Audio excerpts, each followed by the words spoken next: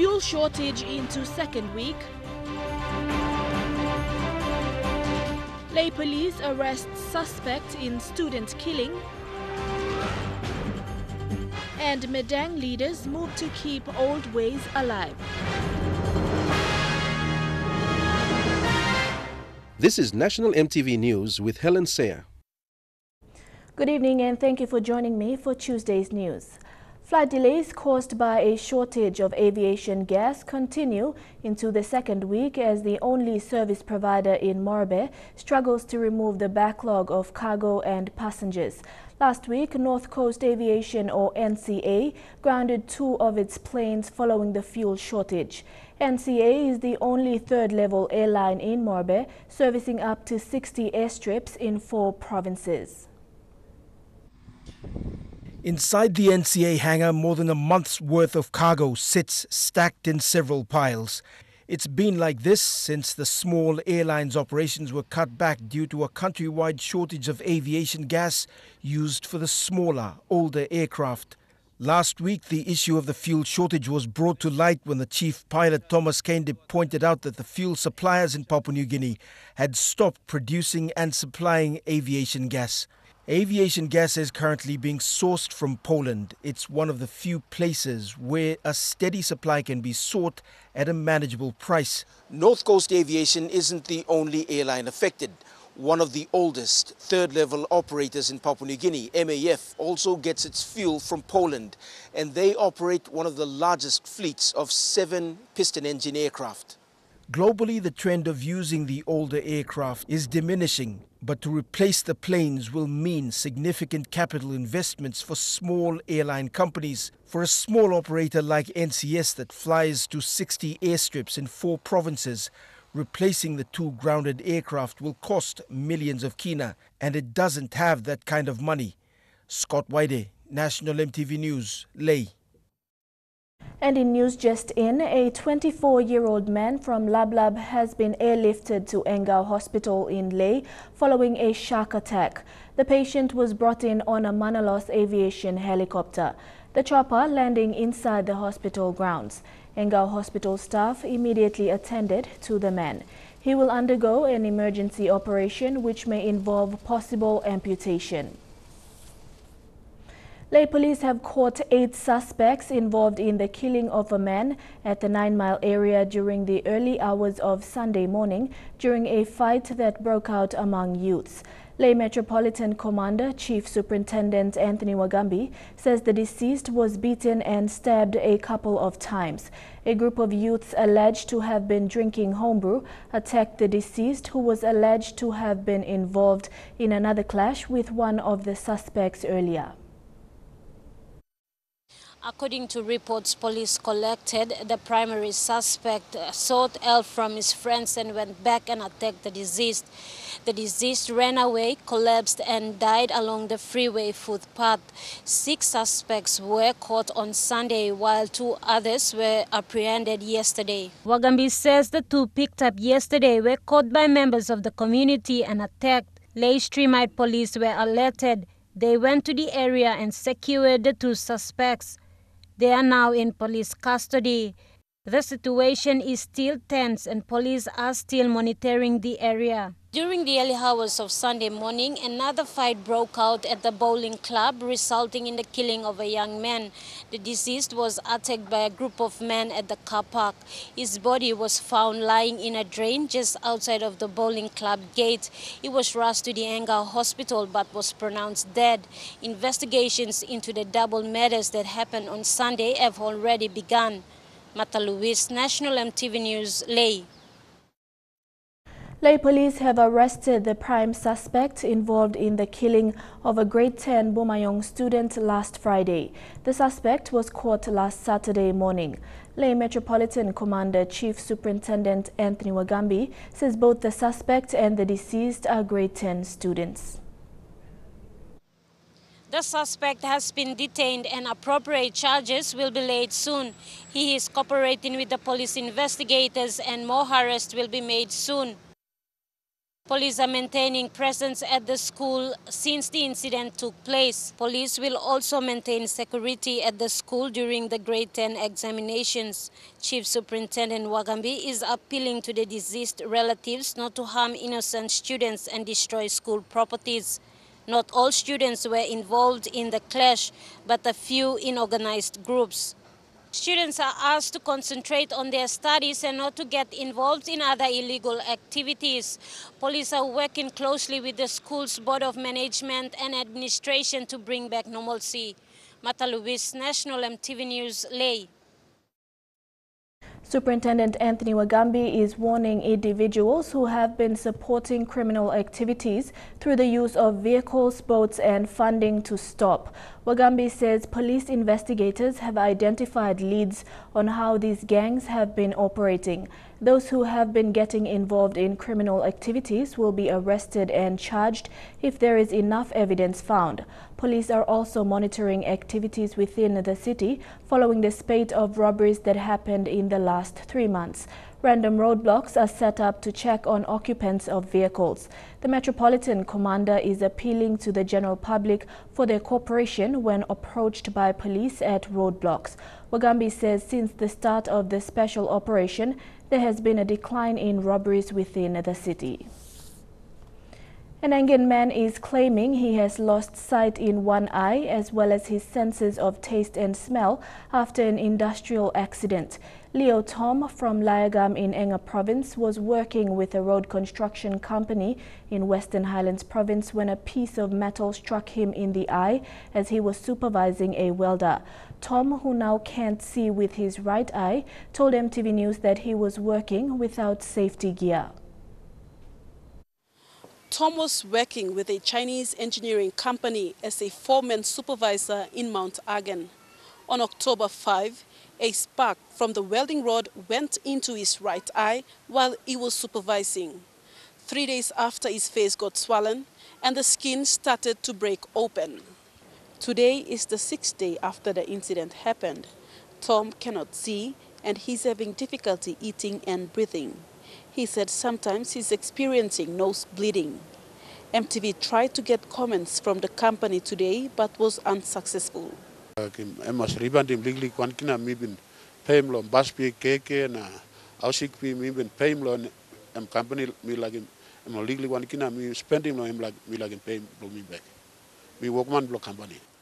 Today he went to report this matter to the police in Mount Agan.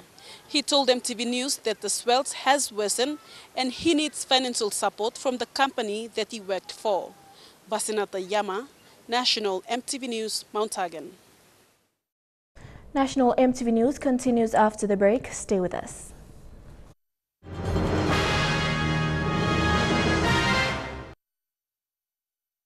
Welcome back.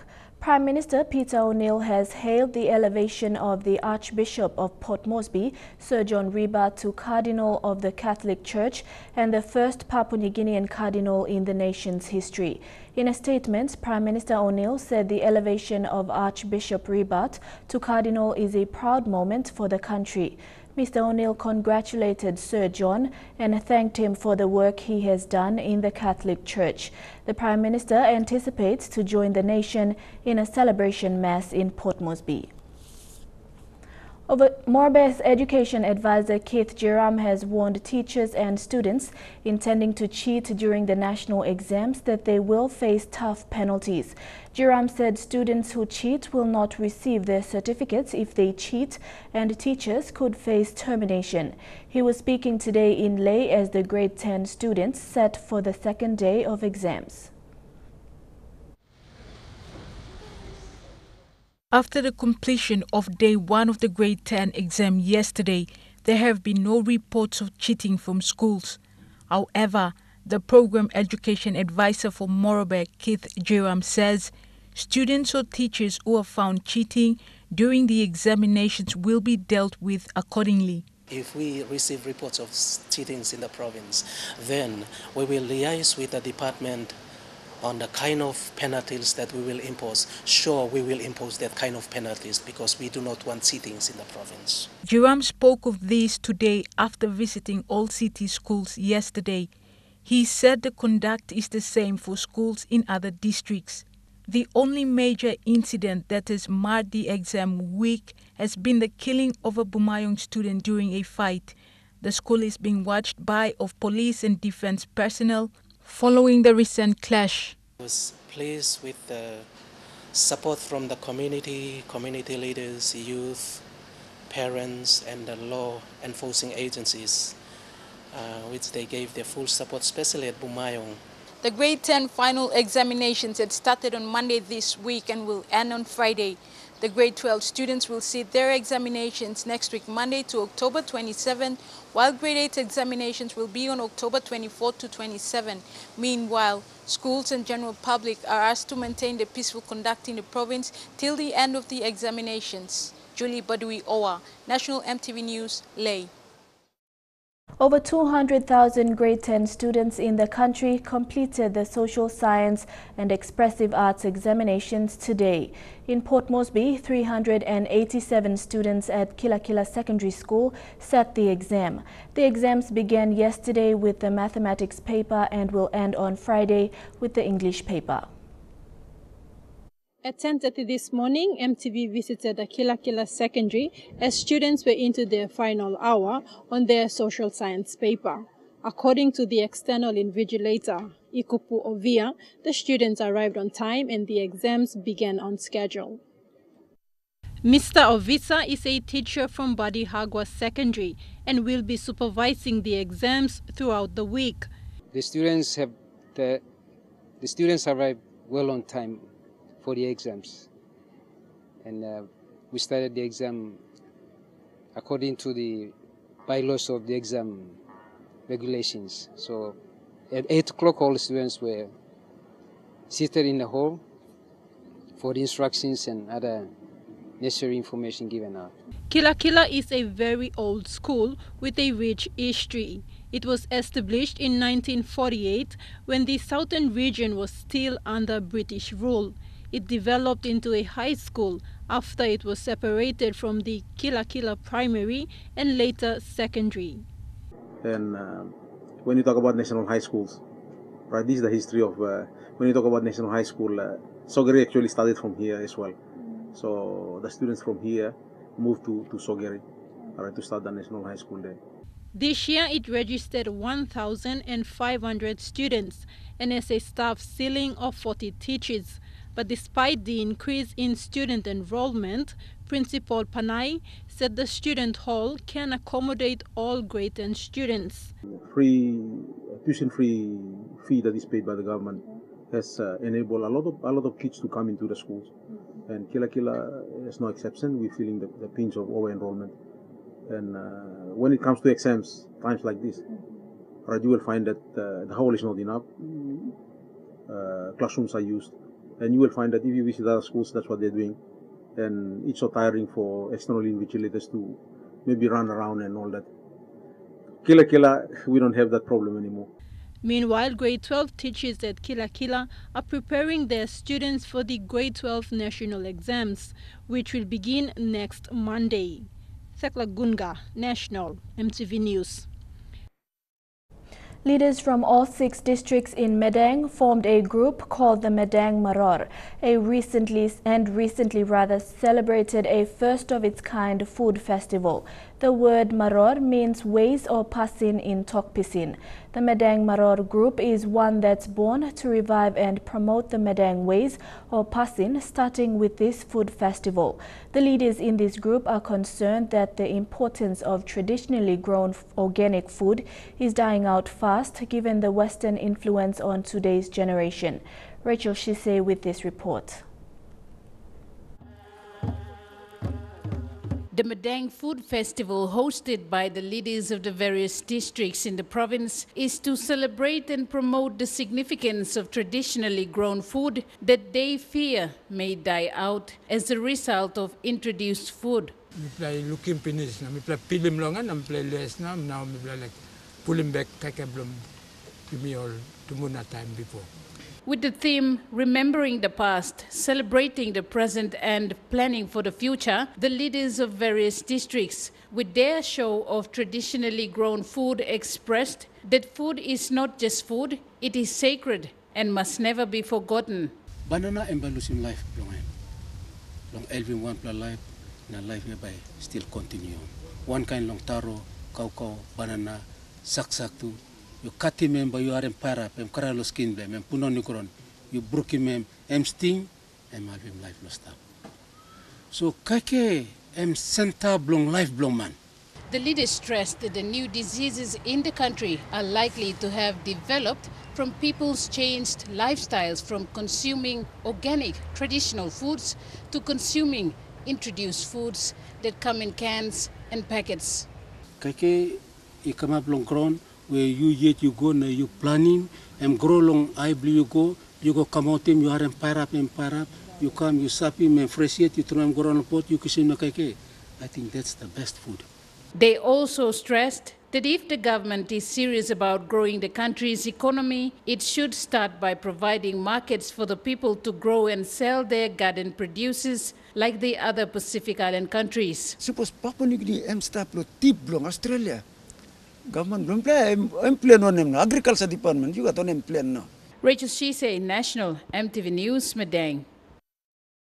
Babaka village in the Central Province is the first village to host the survey and data collection workshop. Funded by the European Union through the Pacific Islands Commission based in Fiji, participations from 5 districts attended the training.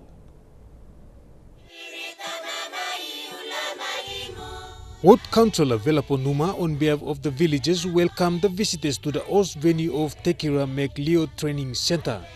The Central Province Survey and Data Collection Program workshop in Babaka Village is a milestone event for government services to reach the ward level. A milestone for whole province of Central, I believe. And this could be first of its kind in the province and as country as a whole.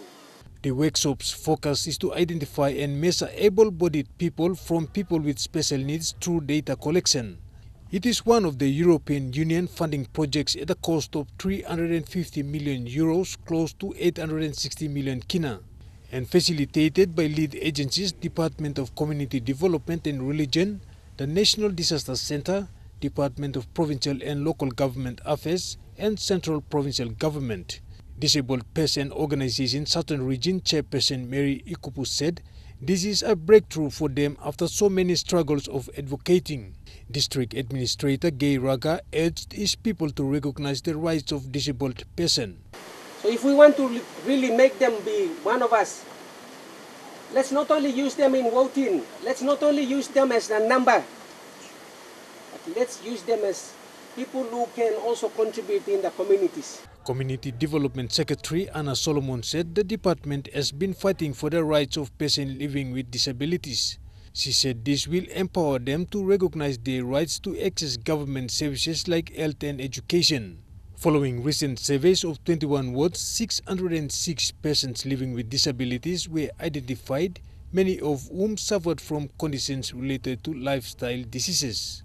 I've written to Secretary Law Reform Commission and I've asked him to have a look at the disability policy and tell us what kind of law can we see now? What can you tell us, how can we make a law for our people with disabilities? So and I'm glad that our government, through the department, has gone through this policy, that we are now be able to implement those policies right down to the grassroots level.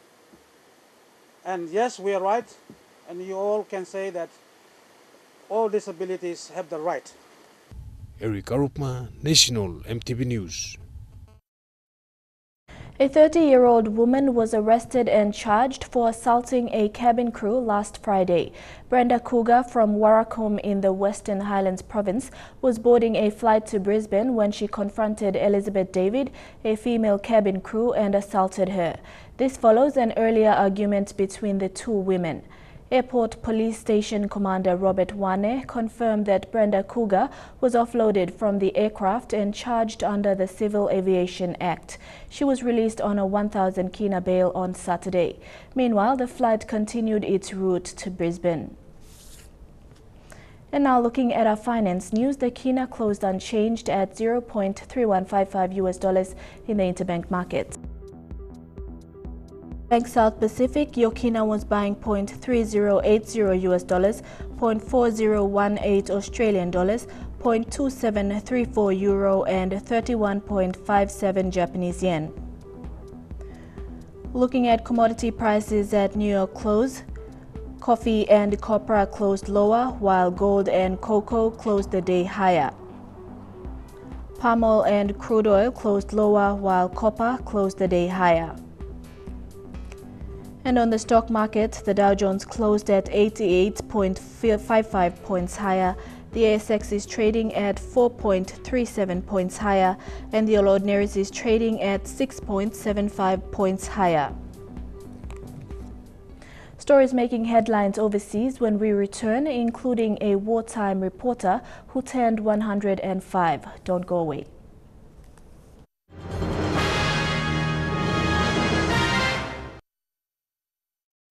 Welcome back to the news. An Australian and a Briton residing on the resort island of Bali were arrested on suspicion of possessing hashish. Indonesian police said in a conference yesterday the offence can incur jail sentences of up to 20 years. Denpasar's Deputy Police Chief Yoman Artana told reporters that police on Saturday had found at least 7.32 grams of hashish on a 48-year-old Australian suspect, whom is only identified by the initials GS. The suspect, he said, led them to the second suspect, a 55-year-old Briton with initials FDM. Police say at least 10 grams of hashish was found on FDM at the time of his arrest. Both suspects have lived in Bali for 5 years, according to the police. Indonesia has some of the strictest drug trafficking laws in the world, with many foreigners languishing in jail on Bali. The country has also faced widespread international criticism for its executions of drug traffickers, including 2 Australians in 2015, which went ahead despite repeated pleas for mercy from governments and international activists. If found guilty, Artana says they could face a minimum punishment of 5 years and a maximum of 20 years in jail. Melissa Gaviro, EMTV World News. Desperate residents in Haiti scrambled for aid yesterday after Hurricane Matthew tore through the region, flattening homes and leaving many locals with little more than just their clothes on their back. Nationally, the storm took the lives of nearly 900 people in Haiti, and authorities fear the death toll will continue to climb. As floodwaters begin to recede, the difficult task ahead is providing those left homeless with food, water and shelter. World Food Programme trucks have arrived at Les Cayes with aid, but chaotic scenes have reportedly marred the distribution of supplies. Local Jacqueline Joseph told Reuters men are stopping some women from getting aid. Aid workers now fear that the devastation in Matthew's aftermath will see a surge in cases of cholera in Haiti. Matthew is the strongest hurricane in the Caribbean since Felix in 2007. It is currently wreaking havoc in the United States, where it has been downgraded to a post-tropical cyclone. Melissa Gaviro, EMTV World News. One of China's richest men is teaming up with Hollywood Jack Ma and the legendary director Steven Spielberg, promising to produce and distribute movies for global audiences. Ma's Alibaba Pictures began investing in U.S. films in 2015 with a stake in the latest Mission Impossible movie. Here's what the two men said about the new deal at an event in Beijing. Some of the stories that I'm hoping Jack and I can tell in this new partnership between Amblin Partners and Alibaba Pictures that will be able to bring a Chinese themed stories to an American audience, that we can do co-productions between our company and your company, and we can bring more of China to America and bring some more America to China. I heard a lot of people say, the movie industry is dead. I think that's lack of imagination. And think about, movie technology is going to be giving big threat to the current, I think it's also lack of the imagination. And I think as a virtual reality, all the cinemas in the future is going to be changed because of technology. So people would definitely have all kinds of experience of watching movie. In London, politely queuing is just part of living in that city. But there was one particular line of people that required its participants not to be just patient but brave as well. Meet a man who's put all his trust in the artist behind the screen. His arm, placed through a hole in the wall, is being tattooed, and he's got no idea what the design will be. Getting a tattoo like this is like getting a Christmas gift, you know, unwrapping a box and not knowing what's inside. It's exactly the same thing. Only this one you can't throw away or re-gift. Celebrity tattoo artist Scott Campbell is known for inking A-listers like Orlando Bloom and Penelope Cruz. But this weekend he offered 18 ordinary Londoners a free tattoo. The only condition, they had no say in what it would be. All right, here we go. That's exactly what I wanted, so I'm thrilled. It's paid off. Campbell says the project offers people a chance not to take their physical selves too seriously. And being a serious artist, he wasn't giving interviews. People queued around the block for the chance to be selected, then a nervous wait to see what tattoo Campbell had given them. I have not even heard his voice today, so we didn't communicate at all. All seemed happy, at least publicly. It's just beautiful. When I saw it for the first time, I was like completely speechless. Let's hope the feeling lasts, because this art is forever. Claire Hollingworth, a correspondent known for being the first person to report the start of World War II, turned 105 in Hong Kong yesterday. The then 27-year-old, 3 days into her job at the Telegraph, was the first to report 1,000 German tanks amassing at the Polish border.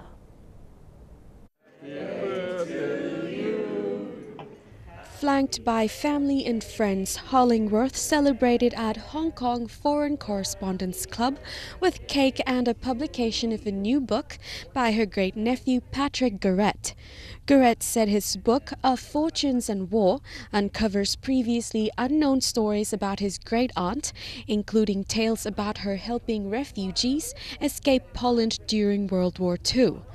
Another great-nephew, Andrew Flood, said she never talked about her extraordinary life, but was always a force to be reckoned with.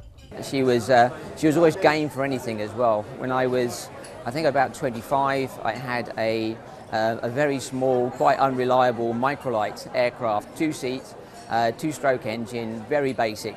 I asked her one day, would you like to come flying with me, Aunt? And she said, oh yeah, of course.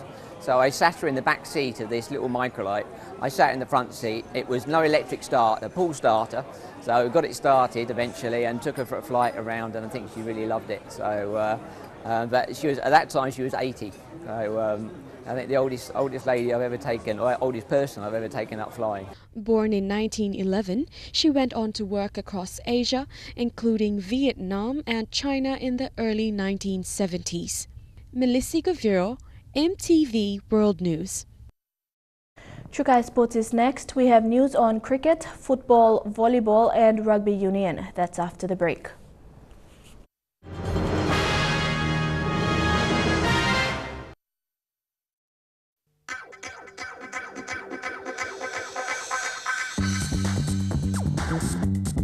Chukai Sports.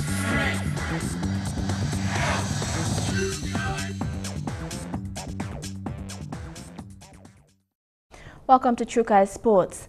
In cricket, the Intercontinental Cup and World Cricket League will start off this Sunday. The Barramundis will play several matches against Namibia on home soil.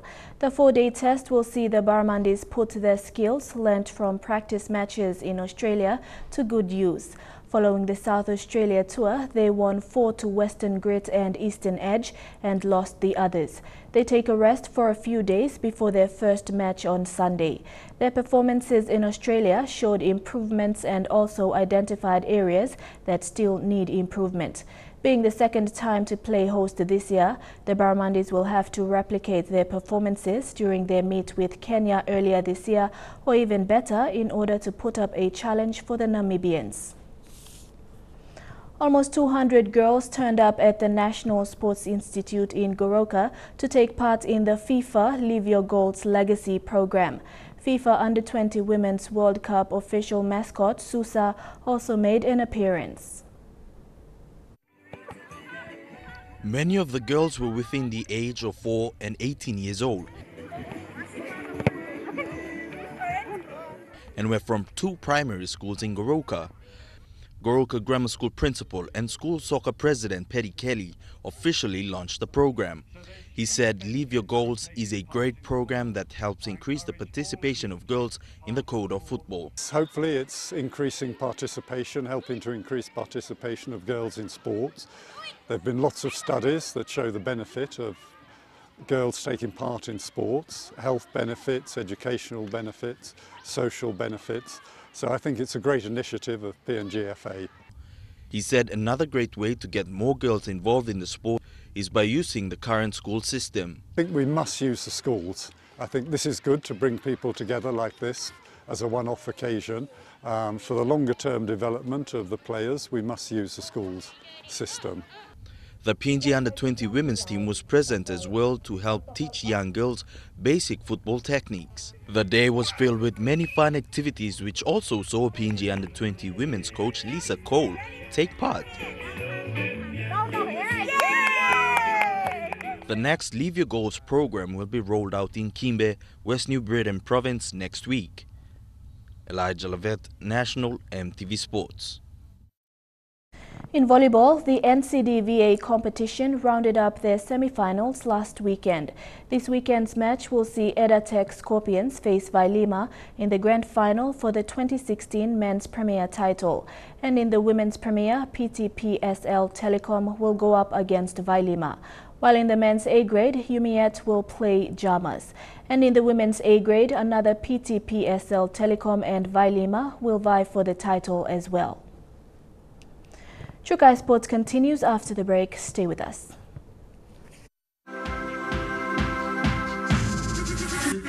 Trukai Sports.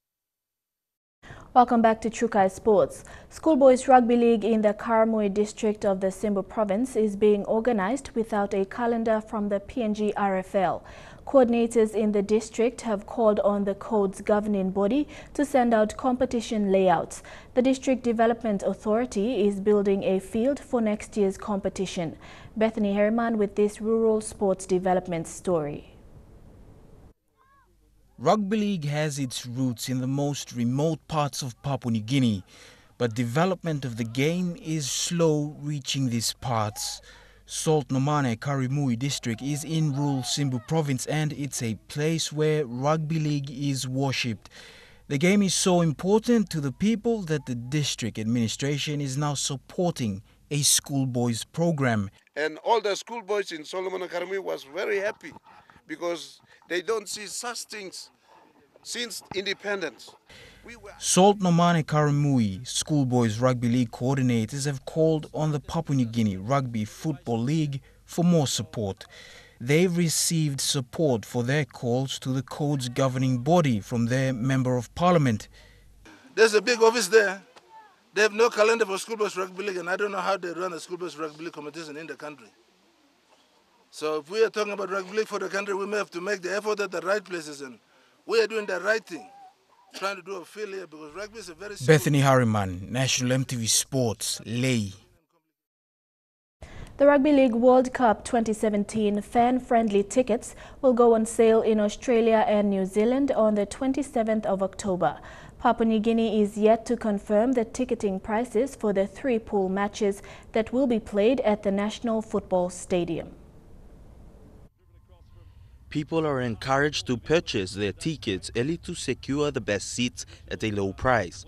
The Rugby League World Cup 2017 organizing committee's vision is to have next year's tournament seen by more fans. He's looking for Brett. He's found Brett Morris, but he's gone over the sideline. Ticket prices were taken into consideration with the aim of making it accessible for people to afford.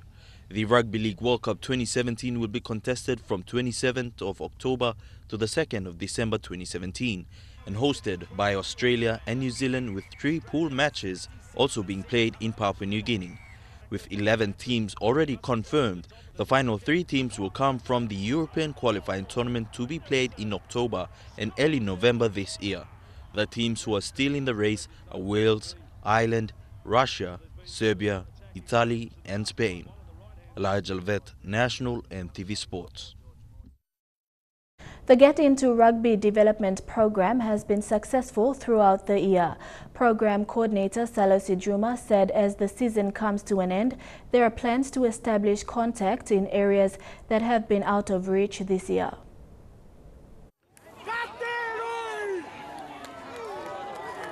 The Get Into Rugby has been focusing more on developments in the southern region despite making a few visits to other centres around the country. The program focuses on young boys and girls at primary school level at teaching about rugby union. Coordinator Salosi Druma says despite the many challenges such as capital constraints and logistics, PNG Rugby Union will try to visit other centres that are yet to be reached by the program. I look after the development for the Get Into Rugby program for PNG Rugby Union. That's around the country. That's going well. It's been a challenge in some of the provinces, but otherwise with Central and Port Moresby, they've been running really well. And also the Scrum program in Lae through Robin Tarare and Scrum, they're doing fine. He added next year onwards will try to bring the program to other regions. Hopefully we can wrap this up, our development program come end of November. But you know, it's been really, really good so far. You know, where we've been seeing our development program, especially in the southern region, in the central province especially. Meanwhile, one of PNG Rugby Union's successful competition, the National Provincial Sevens Championships, is this Friday at the Sir Hubert Murray Stadium. The NPC Sevens tournament will be televised live on MTV. Godwin Eki, National MTV Sports. Madang were crowned champions of the Tabubil Gazebo Dart Association over the weekend after beating former champions Sakup 7-3. The game was all but over when Madang went into a commanding 6-3 lead and needed one more star to claim the championship trophy. It was up to Matthew Fukani to deliver the killer blow in the best-of-6 singles game.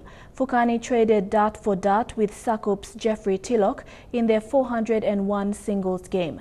But that was not the case as Fukani at score 114 at the 9th throw scored well to set up a checkable score of 42. The grand final also witnessed the presentation of awards for the 2016 season for the best male and female players as well as the team awards. And that ends Trukai Sports. The weather details up next. Trukai Sports.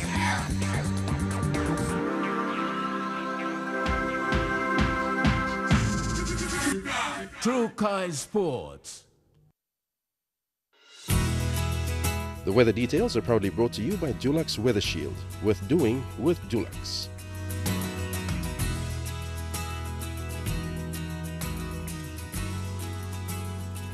Your weather forecast for tonight and tomorrow in the southern region. Mostly fine in Port Moresby, Daru, Alotau and Popondetta, and coastal brief showers in Kerema. In the Momase region, mostly fine in Lae and Madang and rain showers in Wewak and Vanimo. In the New Guinea Islands region, shower with thunderstorms in Lorengau, brief showers in Kavieng and Buka, inland showers with thunderstorms in Kokopo and Rabaul, and a shower or two tonight in Kimbe. And in the Highlands region, cloudy periods for all centres.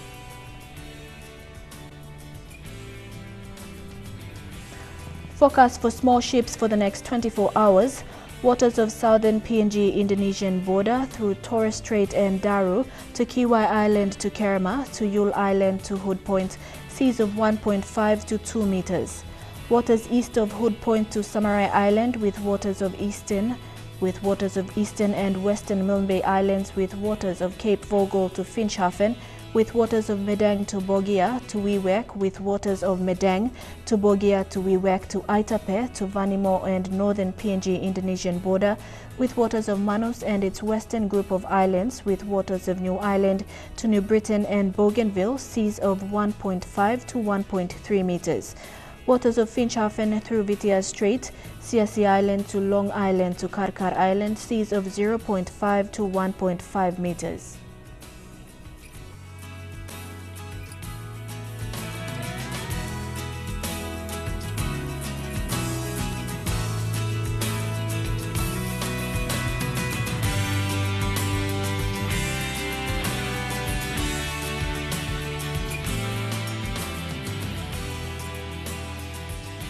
Ocean forecast for PNG areas in the Coral Sea, seas moderate with southeast winds at 15 to 20 knots with gusts.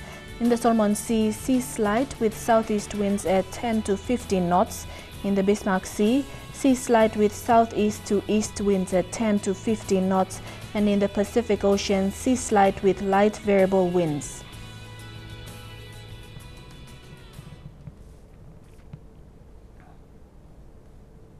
Are proudly brought to you by Dulux Weather Shield, with doing with Dulux. Now recapping our main stories for tonight. Fuel shortage into second week, Lay police arrest suspect in student killing, and Madang leaders move to keep old ways alive. And that's the news, sports and weather for tonight, Tuesday the 11th of October 2016. On behalf of the entire news team, I'm Helen Seah. Pleasant viewing. Good night.